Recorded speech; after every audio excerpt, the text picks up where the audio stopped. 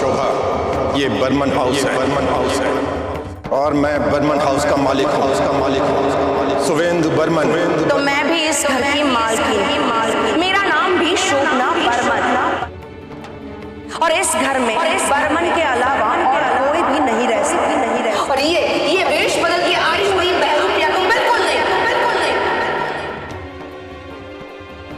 हम इस लड़की पे शक कर रहे हैं और रोज इस लड़की की आइडेंटिटी पे सवाल उठ रहे हैं। भाभी तो उसका मुंह तक देखना नहीं चाहती। अगर वो लड़की सच में दुलाल की बेटी कस्तूरी निकली तो?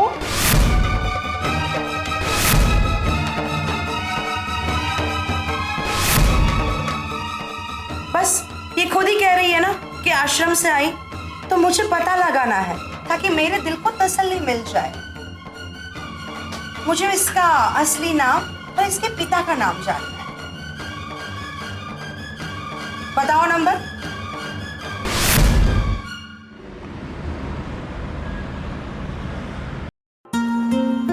लीजिए अंकल। अरे बेटा, खाइए। तुम भी खाओ। हाँ। कौन सी बुक पढ़ रहे हैं?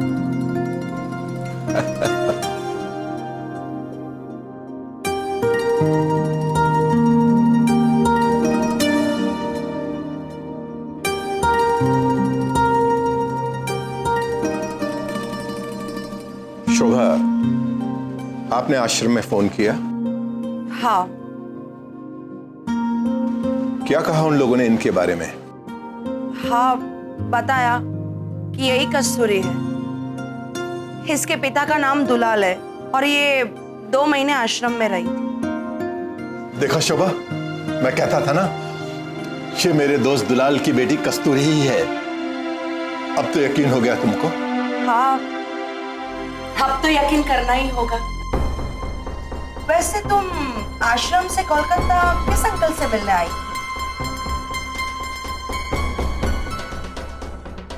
सुवेंदु अंकल से ही। आश्रम में क्या प्रॉब्लम? और तुम्हें यहाँ का पता किसने दिया? वहाँ काम बहुत करना पड़ता था और रहने और खाने का इंतजाम भी सही नहीं था। पर मैं ना आश्रम के सब लोगों से सुवेंदु अंकल के बारे में बात किया करती थी कि मेरे सुवेंदु अंकल कोलकाता में रहते हैं। कोलकाता से ना वहाँ पर एक कपड़ा व्यापारी आता था, उसी ने मुझे सुवेंदु अंकल के बारे में बताया। उसी ने बताया कि बर्मन हाउस दक्षिण कोलकाता में। देखा शोभा, तो इस तरह ये हमारे बर्मन हाउस पहुंच गई।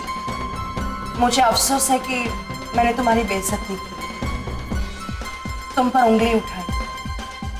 कोई बात नहीं, मैं अपने आप को एक बदनसीब लड़की मानती हूँ। बाबा के अलावा हर जगह अपमान मिला है। आपके घर में पनाह मिली तो रोज हजारों सवालों का सामना करना पड़ा। पता नहीं, शायद मेरी किस्मत ऐसी ही है। नहीं बेटी, अब ऐसा मत सोचो। और अब तो तुम्हारी आंटी को भी पूरा यकीन हो गया कि इनका शक बेवजह था। अब तो उनको प्रमाण भी मिल गया है। अगर तुमने ये सारी डिटेल्स मुझे पहले ही बता दी होती तो मुझे इतनी तकलीफ नहीं होती। चल, अब जो हुआ सो हुआ, उसे भूल जा। अच्छा ये बता, तूने नाश्ता किया क्या? नहीं। तो जाओ पहले नाश्ता कर लो। जी। Good morning. Good morning. नमस्ते सर। नमस्ते मैम। नमस्ते नमस्ते। आओ आओ, आ जाओ। सुबह सुबह यहाँ कैसे? अजय के साथ रात से एम्बेसडर होटल गए कॉन्फ्रेंस के लिए। ये पेपर्स पे साइन चाहिए था, तो अजय सर ने कहा कि घर जाके पापा से साइन करा लेना। ये साइन शाम को भी हो सकती थी ना? नहीं मैम, एक्चुअली माल को आज ही डिस्पैच करना है पोर्ट के लिए, और इसके पीछे मेरा एक छोटा सा लोभ था। सोचा घर जाके कुछ अच्छा नाश्ता करने मिल जाएगा। देखा शोभा, ये तुमने बहुत अच्छा किया। फाइल पे मैं साइन करके रखता हूं, तब तक तुम ऐसा करो, इसको भी साथ ले जाओ और तुम दोनों अच्छी तरह से नाश्ता कर लो। जाओ।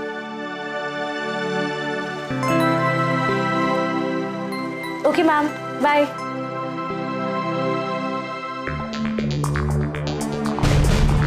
शोभा, क्या सोच रही है? कुछ नहीं, बस ऐसे ही। चलो हम दोनों भी नाश्ता कर लेते हैं। हाँ चलिए।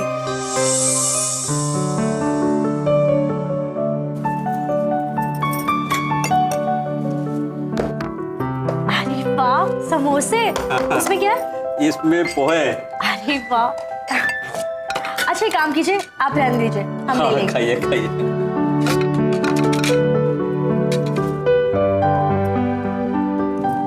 अरे नहीं नहीं, बस एक ही खाओ। अरे खाओ ना, घर के समोसे और पोहे ना बहुत टेस्टी होते हैं, खाओ ना। नहीं नहीं,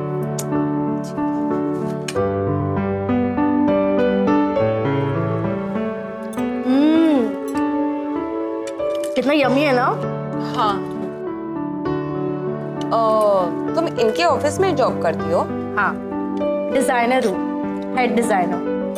ओह, वैसे मैं तुमको पहली बार देख रही हूँ। हाँ मैं थोड़े दिन पहले ही आई हूँ। अच्छा, वैसे कहाँ से हो तुम? आसाम से। असम से?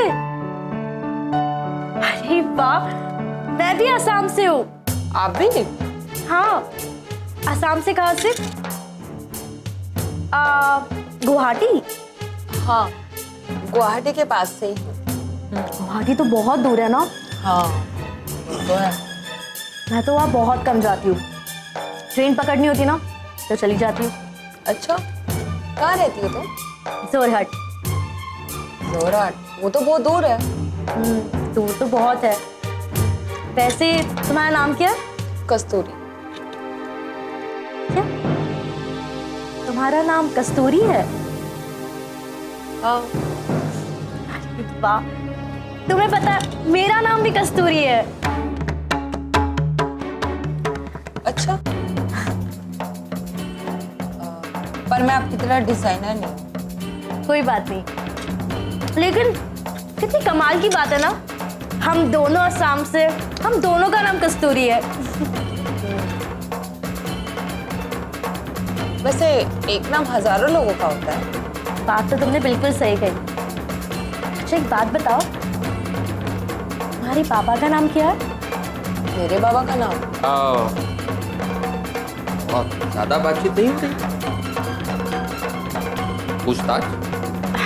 अरे नहीं सर, वो क्या है ना, हम दोनों ना एक ही स्टेट से हैं। लेकिन लग तो ऐसा रहा है कि तुम इंटरव्यू ले रही हो उसका, बायोडाटा मांग रही हो, जॉब देने का इरादा है क्या? अरे नहीं सर, ऐसी ही बात निकली तो हम बातें करने लग गए। तुम्हें किसी ने बताया नहीं कि घर आए मेहमान से ज्यादा सवालात नहीं किए जाते? हाँ, आई एम सॉरी सर। चलो समोसा खाओ और ऑफिस पहुंचो, देर हो रही है।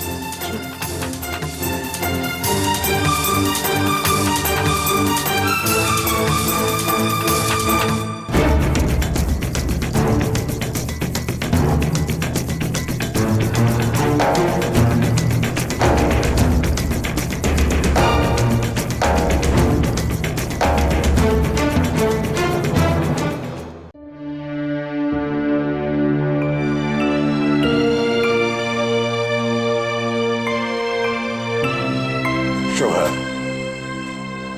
अब तो तुम्हें कस्तूरी के बारे में यकीन हो गया ना? यकीन हो गया तो क्या हो गया, मैं उस लड़की से अपने बेटे की शादी तो नहीं कर सकती ना। क्या कमी है इस लड़की में? वो घरेलू है, संस्कारी है। वो एकदम जाहिल है, गंवार है। ऐसी लड़की से मैं अपने राजकुमार जैसे बेटे की शादी नहीं कर सकती। शोभा, तुम भी तो एक गांव से आई थी, इतनी जल्दी अपनी जड़ों को भूल गई। शुभेंदु, वो हमारा समय अलग था, वो जमाना ही अलग था। आजकल के बच्चे अपने माँ बाप को नहीं पूछते हैं और शादी कर लेते हैं। क्या हमारे राज को तुम ऐसा लड़का समझती हो? बिल्कुल ही नहीं। हमारा राज हमारी मर्जी से ही शादी करे, लेकिन माँ बाप होने के नाते हमारी भी कोई जिम्मेदारी होती है ना। हम अपने बेटे की शादी ऐसी गंवार लड़की से तो नहीं कर सकते ना। क्या कमी है कस्तूरी में? क्या उसमें बात करने का सलीका नहीं है? क्या वो पागल है? क्या वो भला बुरा नहीं समझती है? क्या वो पढ़ी लिखी नहीं है? क्या वो कामचोर है? क्या उसे खाना बनाना नहीं आता? क्या कमी है उसमें? ये सारे गुण एक नौकरानी में होते हैं, बहू में नहीं। तो तुम्हारी नजर में एक बहू में क्या गुण होने चाहिए? वो पढ़ी लिखी होनी चाहिए, उसे इंग्लिश बोलना आना चाहिए, लैपटॉप पे काम करना आना चाहिए, कभी कभी क्लब में भी जाए, और हाँ, बड़े लोगों के साथ उसे उठना बैठना भी आना चाहिए। चाहे वो अपने से बड़ों का आदर न करती हो, चाहे उसे अपनी भाषा बोलने ना आती हो। देखो शुभा, तुमने जिन क्वालिटीज के बारे में बताया, ऐसी क्वालिटीज हम अपने ऑफिस की सेक्रेटरी में ढूंढते हैं। ऐसी गवार लड़की से तो वो ज़रा लाख गुनी अच्छी है। और मैंने रोमा से बात भी कर ली है, हम उसकी बेटी ज़ारा से ही अपनी राज की शादी करेंगे। देखो शोभा, मैंने अपने दोस्त बिलाल को वादा किया था कि उसकी बेटी कस्तूरी के साथ ही अपने बेटे राज की शादी करूंगा। अगर मैंने उसे वादा ना दिया होता तो तुम जिस लड़की से कहती उससे मैं राज की शादी कर देता। ये मेरे दोस्त दुलाल को दिए हुए मेरे वादे का भी सवाल है ना। देखो शुभेंदु, भावना में दिए हुए वचन का कोई महत्व नहीं होता है। देखो शोभा, मेरे दोस्त दुलाल की बेटी कस्तूरी अब हमारे सामने है, और अब तो तुम्हारा सारा संदेह, सारी शंकाएं भी खत्म हो गई हैं। अब तो हमें कस्तूरी को अपना आशीर्वाद देना चाहिए और राज को अपना फैसला सुना देना चाहिए। मैं आपके आगे हाथ जोड़ती हूँ, मेरे बेटे की जिंदगी के साथ मत खेलिए। ये हमारे बेटे राज की जिंदगी का ही सवाल है। मैं अपने बेटे की खुशी के लिए ही ऐसा कर रहा हूं। हमें कोई विदेशी बहू नहीं चाहिए, हमें कस्तूरी जैसी देशी बहू चाहिए। देखिए, मैंने मुंबई में रोमा से बात कर ली है, हम जल्द से जल्द ज़ारा और राज की एंगेजमेंट तय कर लेते हैं। सच बताओ तो मैं चाहती हूँ कि जल्द से जल्द ज़ारा इस घर की बहू बन के आ जाए। शोभा, अभी तुम क्या कहने लगे? अभी तक तुम कस्तूरी को, इस कस्तूरी को दुलाल की बेटी बांधने के लिए तैयार नहीं थी, उसकी पहचान पर प्रश्न खड़ा कर रही थी, और अब तुमने ये नया बखेड़ा शुरू कर दिया। मैं ये जो कुछ भी कर रही हूँ अपने बेटे की खुशी के लिए कर रही हूँ। शोभा, एक बात कान खोलकर सुन लो, राज की शादी कस्तूरी से ही होगी, और कस्तूरी ही इस घर की बहू बनकर आएगी, और इस घर में वही होगा जो मैं चाहूंगा। समझ गई?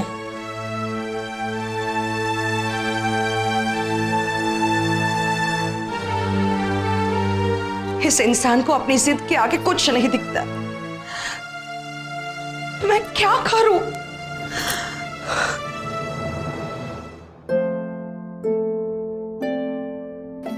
काका, इसे कहाँ रखे? आप क्यों ले आई? मैं तो उठाने आ ही रहा था मैं। कोई बात नहीं काका, आपने इतने मेहनत से इतने टेस्टी समोसे और पोहे जो बनाए हैं। आप इसे बेसिन में रख दीजिए। जी आप पेट भर खाए ना आपने? हाँ काका, हाँ। पेट भर के खाया मैंने।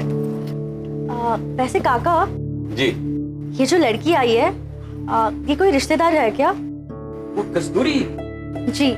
वो हमारे बड़े मालिक है ना, और बड़े मालिक के दोस्त दुलाल की बेटी है कस्तूरी। क्या?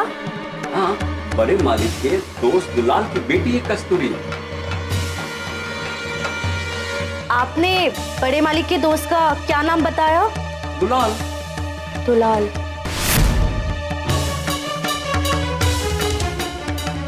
भरत भाई, 1 मिनट कमरे में आना, ये नाश्ते की प्लेट लेकर जाना।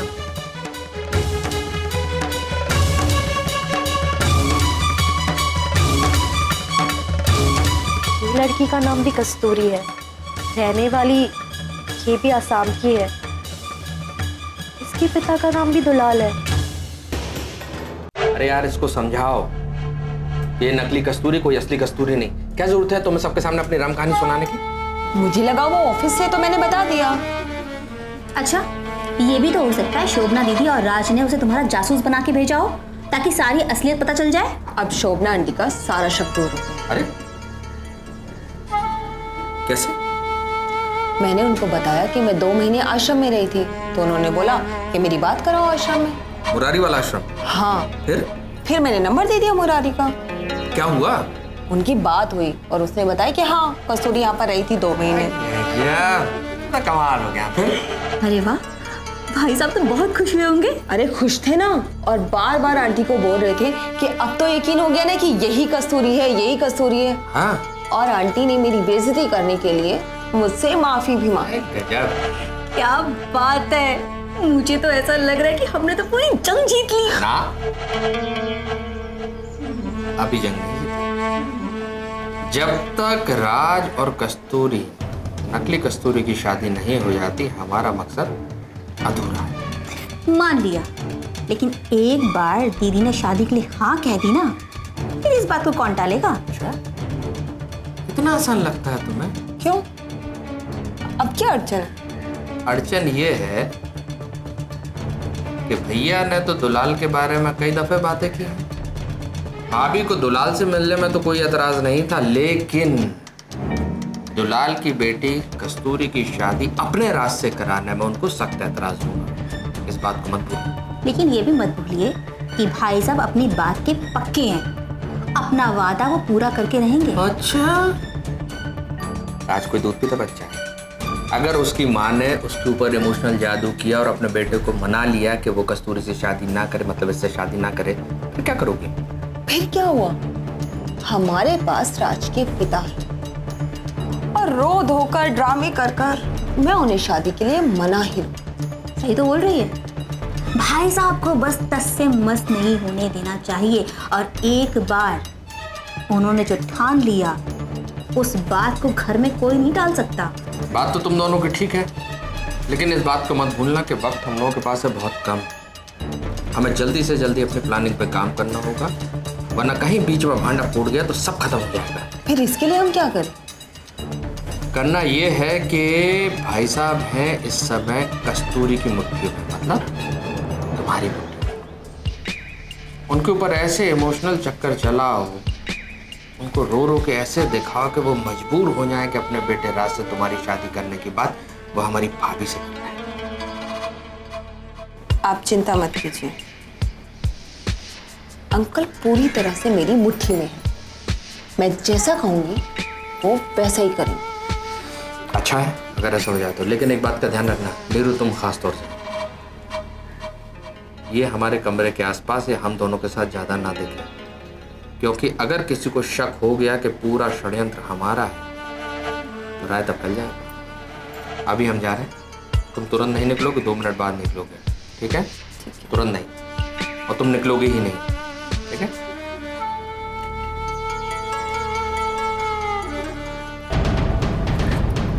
मैं तो चाहती हूँ जल्द से जल्द ना इस घर की बहू बन जाओ और इस घर की पूरी बागडोर अपने हाथ में ले लो। फिर इनकी पूरी कंपनीज और जायदाद पर हम दोनों कब्जा कर लेंगे।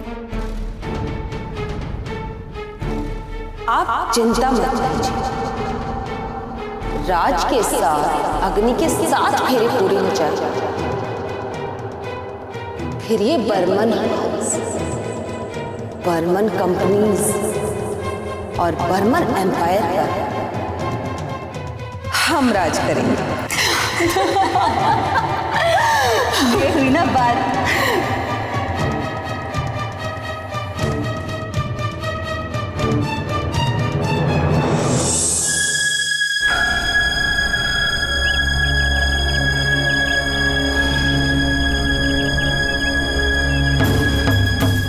हेलो हेलो बाबा, हेलो बाबा, आपको मेरी आवाज आ रही है? हेलो, फोन कट हो गया।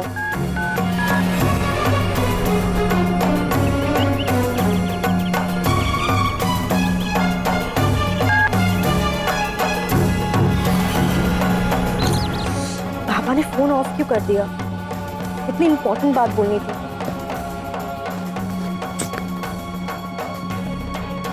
कोई नहीं, ऑफिस जाके कॉल करती हूँ।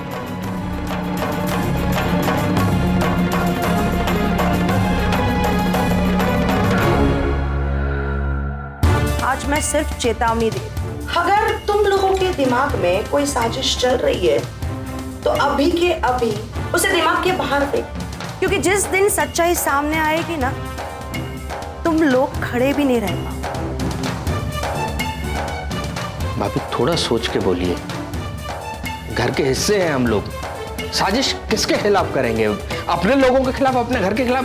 क्या सोच रही हैं आप? दीदी आप ही बताइए, हम अपने ही घर के लोगों के खिलाफ षड्यंत्र क्यों करेंगे? क्योंकि इस कस्तूरी को देबू लेके आया है।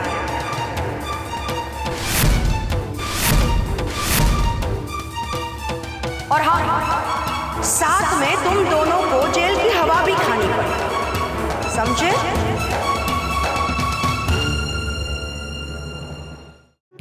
कस्तूरी कस्तूरी कस्तूरी